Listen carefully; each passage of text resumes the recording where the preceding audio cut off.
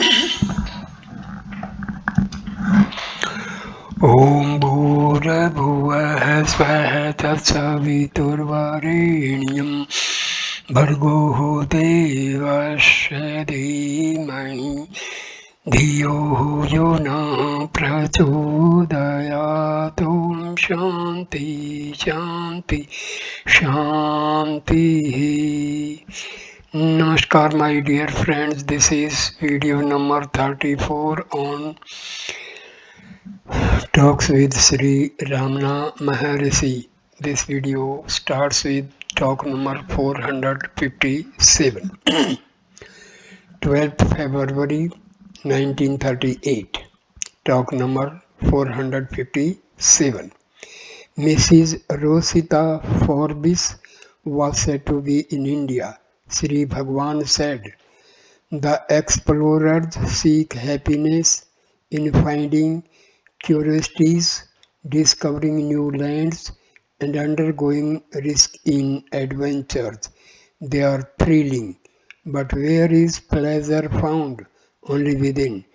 Pleasure is not to be sought in the external world." 13th February 1938, talk number 458. Sri Bhagwan said that non-dual idea is advised, but not Advaita in action. How will one learn Advaita if one does not find a master and receive instructions? Is there not duality then? That is the meaning. Talk number 14th February 1938. Talk number 459. Quoting Alexander Selkirk's soliloquy, Sri Bhagwan said, "The happiness of solitude is not found in retreats. It may be had even in busy centers. Happiness is not to be sought in solitude or in busy centers. It is in the self." 17th February 1938. Talk number 460. Observing the moon before the rising sun, Sri Bhagwan remarked, "See the moon and also the cloud in the sky. There is no difference in their brilliance. The moon looks only like a speck of cloud. The Jnani's mind is like this moon before sunlight. It is there but not shining of itself." 18th February 1938. Talk number 461. As Sri Bhagwan was going through the letters which arrived this day, he read out one of them as follows. A Brahmin boy working in a household went to sleep as usual. In his sleep he cried out. When he woke up, he said that he felt his prana going out of the body through the mouth and nostrils. So he cried. Soon after, he found himself dead and the soul taken to Vaikuntha, where God Vishnu was surrounded by other gods and devotees with prominent Vaishnavite marks on their foreheads. Vishnu said, "This man should be brought here at 2 o'clock tomorrow. Why has he been brought here now?" The boy then woke up and related his experience. The next day at 2 o'clock he passed away. 19th February 1938, talk number 462. Mrs. Dhar had been anxious to ask some questions and get help from Sri Bhagwan. She approached him with great hesitation and gently related her troubles. "My attempts at concentration are frustrated by sudden palpitations of the heart and accompanying hard, short, and quick breaths. Then my thoughts also rush out and the mind becomes uncontrollable. Under healthy conditions, I am more successful and my breath comes to a standstill with deep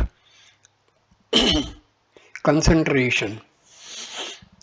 I had long been anxious to get the benefit of Sri Bhagwan's proximity for the successful culmination of my meditation and so came here after considerable effort. I fell ill here. I could not meditate and so I felt depressed. I made a determined effort to concentrate my mind even though I was troubled by short and quick breaths. Though partly successful, it does not satisfy me. The time for my leaving the place is drawing near. I feel more and more depressed as I contemplate leaving the place.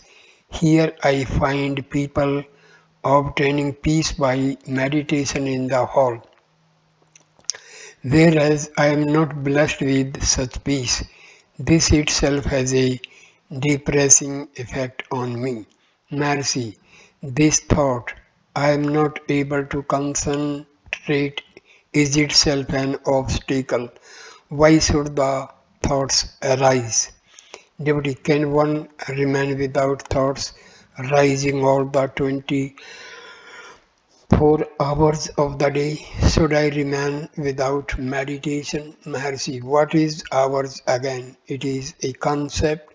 Each question of yours is prompted by a thought. Your nature is peace and happiness. Thoughts are the obstacles to realization. One's meditation or concentration is meant to get rid of obstacles and not to gain the self. Does anyone remain apart from the self? No. The true nature of the self is declared to be peace. If the same peace is not found, the non-finding is only a thought which is alien to the self. One practices meditation only to get rid of these alien fancies. So, then a thought must be quelled as soon as it rises. Whenever a thought arises, do not be carried away by it. You become aware of the body when you forget the self. But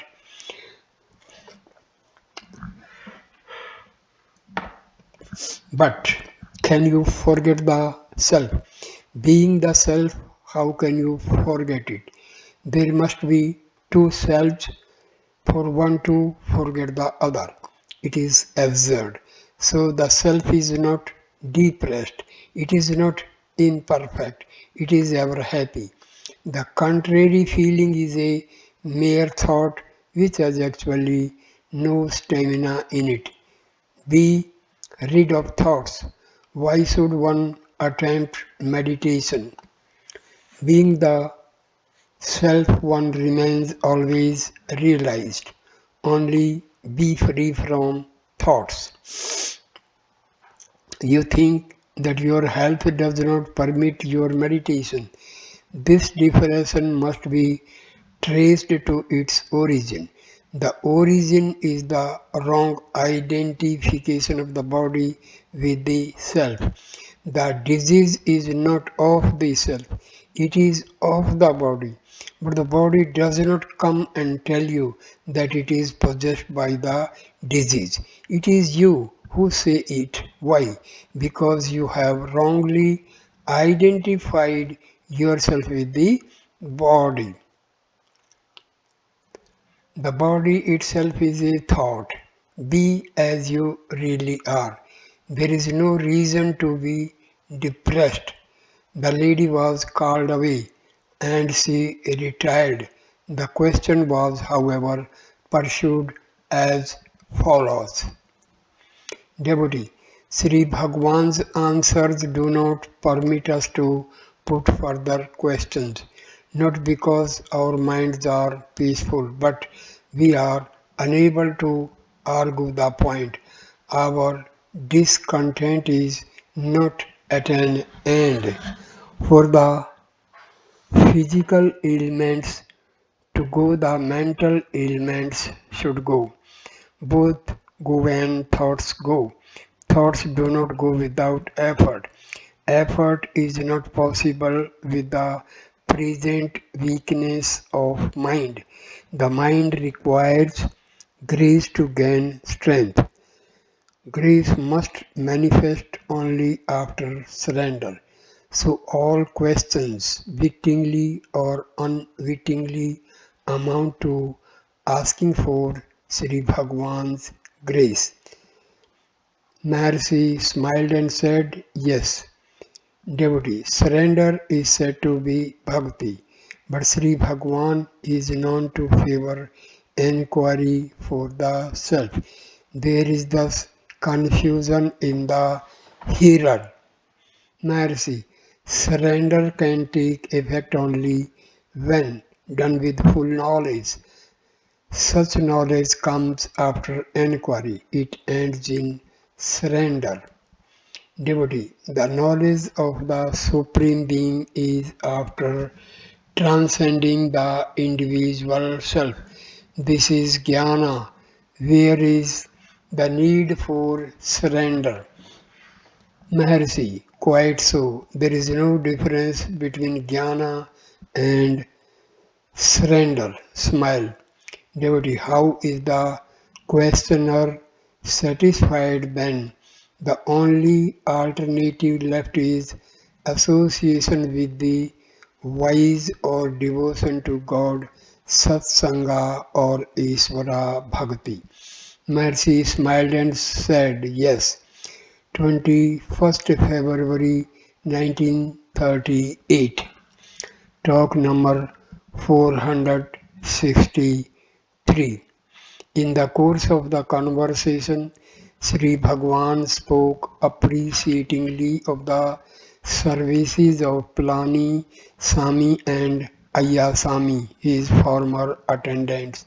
He said that they raised in the garden two crude platforms which were occupied by himself and Plani Sami. They were most comfortable. They were made of straw and bamboo mats and were even more comfortable than the sofa here. Palani Swami used to pass through the footpath between rows of prickly pear to bring bagged food every night from Kijnathur through Sri Bhagwan. Though Sri Bhagwan protested, Palaniswami persisted in doing so. He was free from greed or attachment of any kind. He had earned some money by service in the streets settlements and deposited his small savings with someone in the town from whom he used to draw in his emergencies. He was offered a comfortable living in his native village, which he refused and continued to live with Sri Bhagwan till the end. Ayasami had worked under a European in South Africa and was clean, active and capable. He could manage even 10 ashramams at a time. He was also free from any attachment or greed.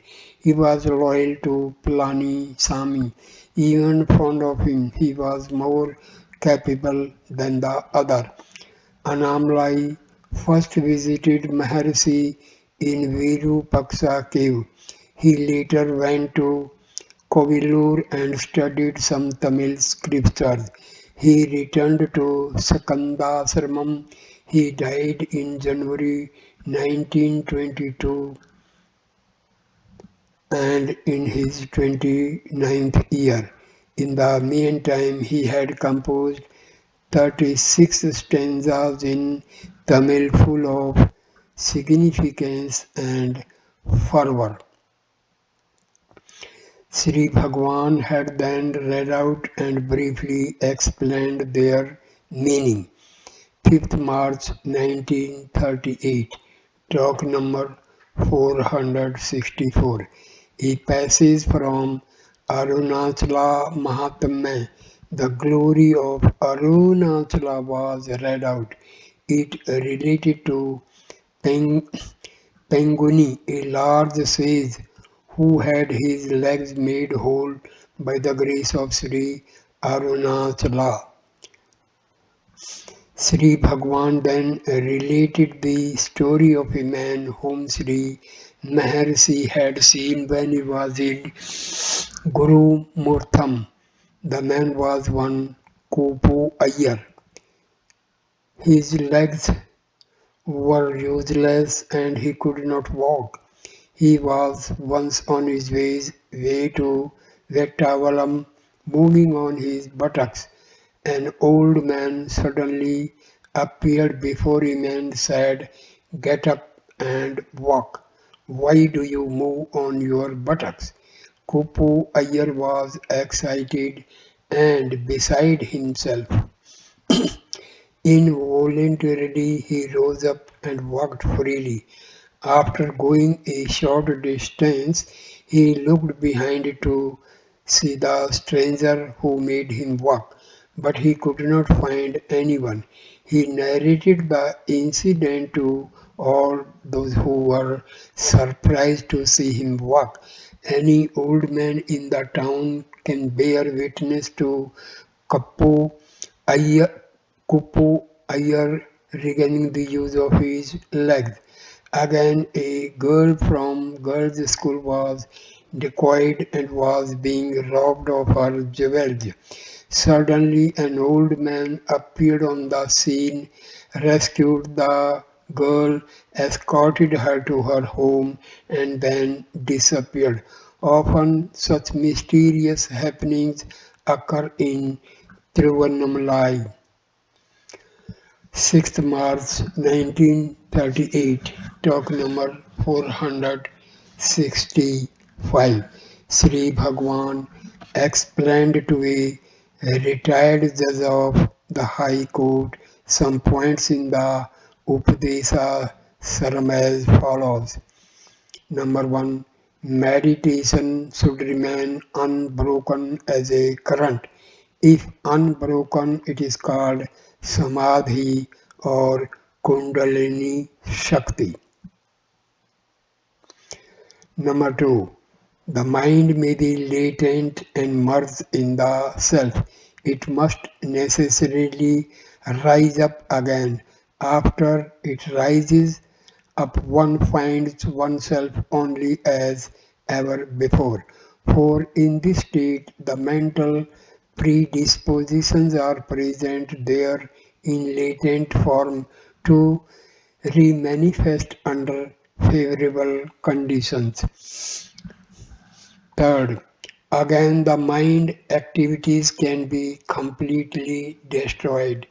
This differs from the former mind, for here the attachment is lost, never to reappear, even though the man sees the world after he has been in the samadhi state.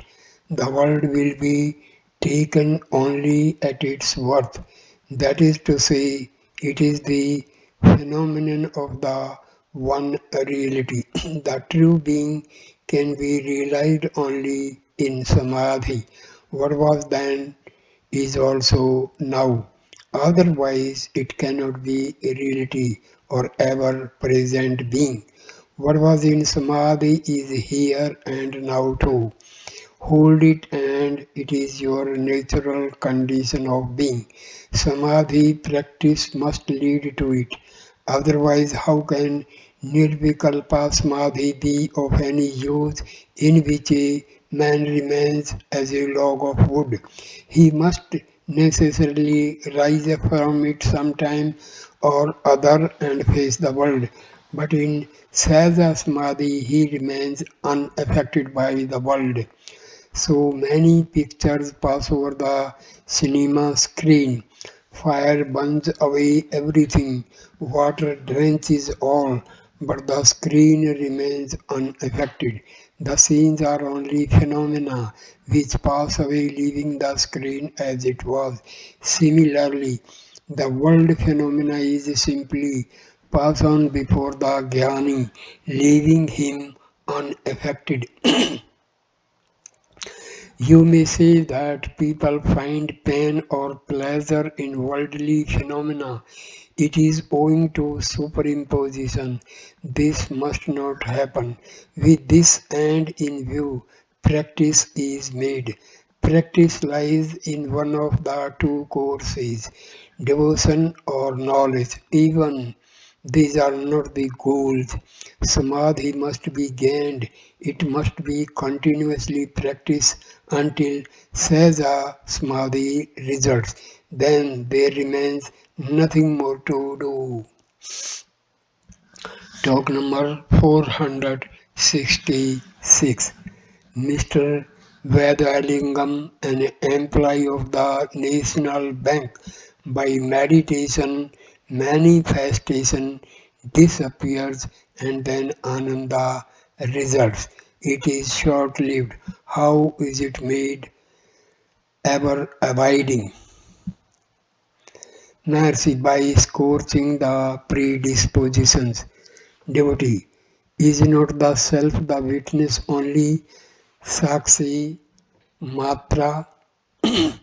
Mercy, witness is applicable when there is an object to be seen. Then it is duality. The truth lies beyond both.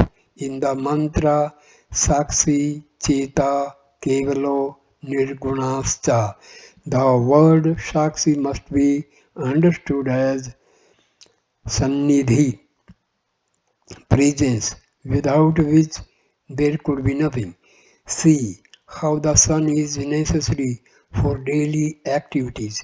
He does not, however, form part of the world actions, yet they cannot take place without the sun. He is the witness of the activity, so it is with the self. 7th March 1938. Talk number 467. Yogi Ramaya.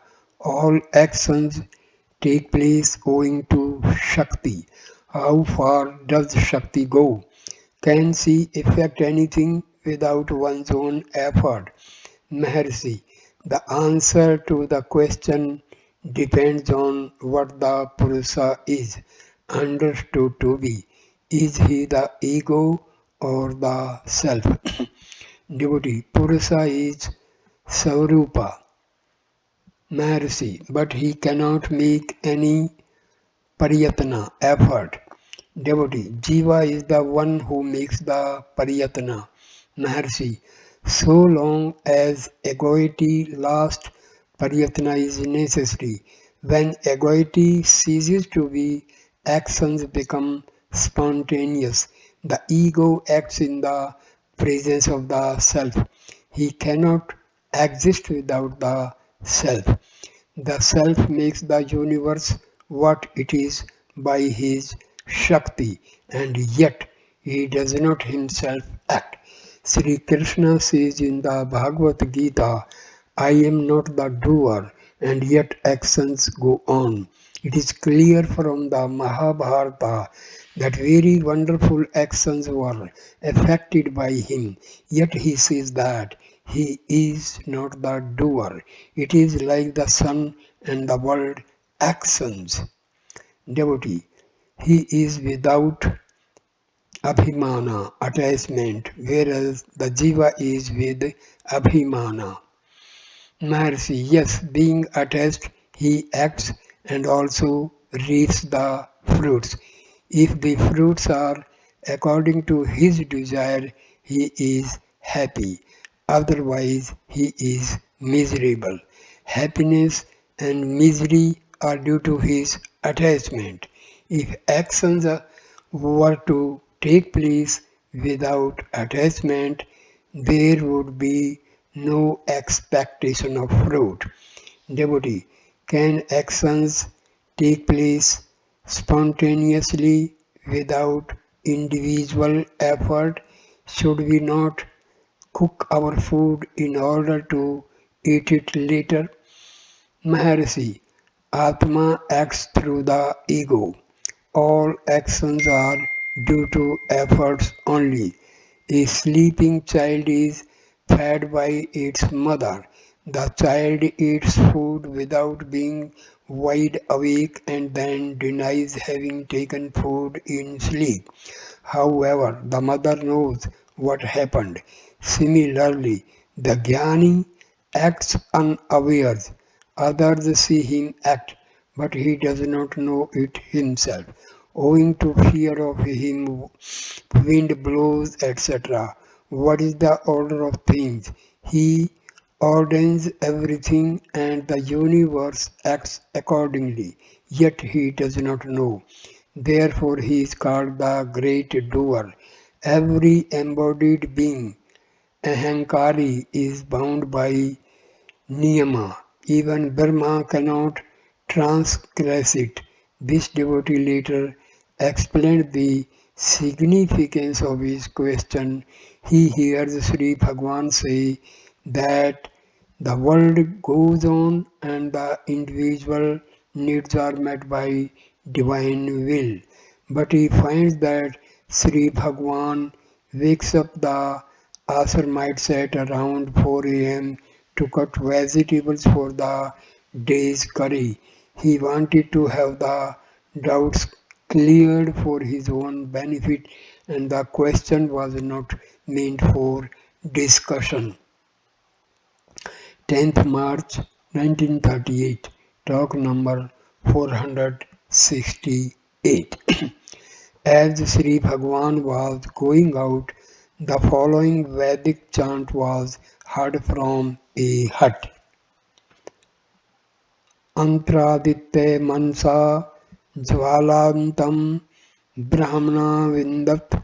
Sri Bhagwan drew our attention to it and remarked, in the Taittiriya Upanishad also, he is said to be made of gold, etc. What does it all mean? Although the sun and the other luminaries are said to be self-luminous, yet they do not shine forth of themselves, but they shine by the light of the Supreme Being. Na tatra suryo vibhati. So long as they are said to be separate from Brahma, their self-luminosity is the luminosity of Brahma. All these mantras mentioning the sun, etc., speak only of Brahma. Talk number 469. Yogi Ramaya asked, a master is approached by an aspirant for enlightenment. The master says that Brahma has no qualities, nor stain, nor moment, etc. Does he not then speak as an individual? How can the aspirant's ignorance be wiped off unless the master speaks thus? Do the words of the master as an individual amount to truth? Mercy, to whom should the master speak? Whom does he instruct? Does he see anyone different from the self? Devotee, but the disciple is asking the master for elucidation. Maharshi, true, but does the master see him as different? The ignorance of the disciple lies in not knowing that all are self-realized. Can anyone exist apart from the self?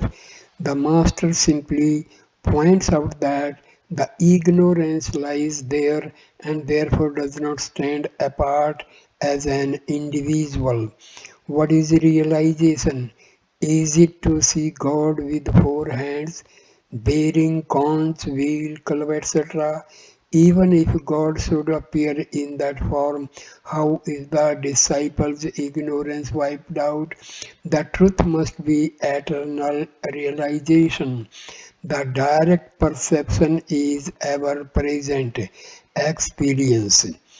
God Himself is known as directly perceived.